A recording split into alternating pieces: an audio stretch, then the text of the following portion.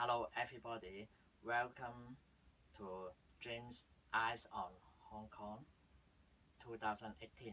I am the host, James Long White Man, and today we have an interview with Professor Da.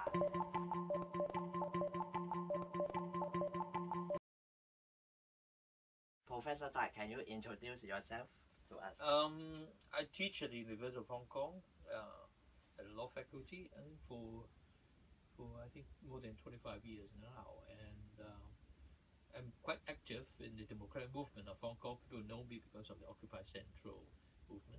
Yeah, sure. We can see you in the TV. Yes, How long you teach here? Hong Kong University. Well, for 25 years, more than 25 years up to now, that I teach mainly we call it public law subjects. That's the law related with the government, like constitutional law, administrative law, and that's also the reason why I have been involved in the democratic movement, because this area of laws are linked with the development of the governmental system, that whether we should have a democratic system, and whether we should have a liberal democratic constitution, whether we should have human rights protection. So there's linked with my teaching and research. You become more famous after the Occupy Central. So many pro-government politicians or pro-government people think that you are actually the enemy of the government.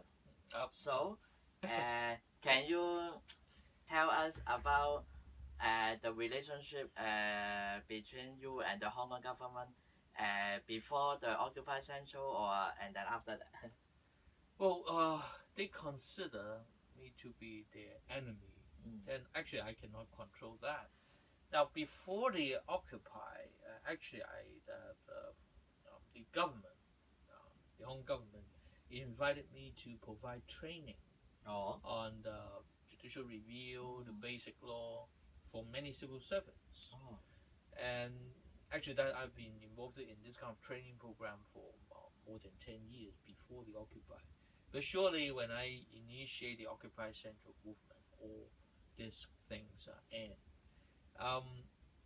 Since then, I think they might consider me to be at least some kind of difficult person to deal with, and maybe still up to this point.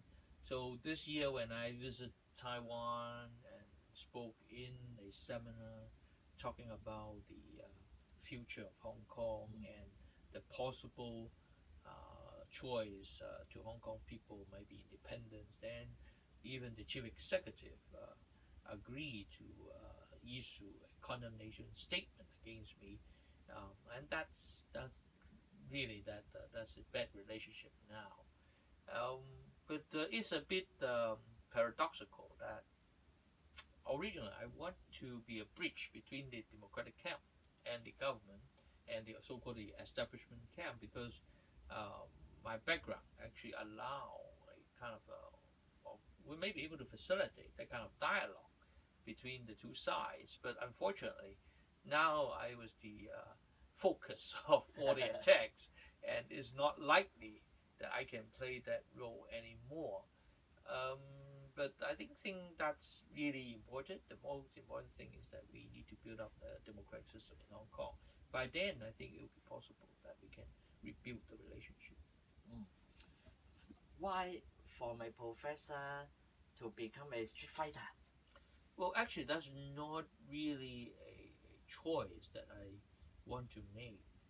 Now, but in the 80s of the last century, when I was a student in the university, I was a student leader at that time, and I was involved also in some form of moderate street action, like organizing a protest, that kind of things.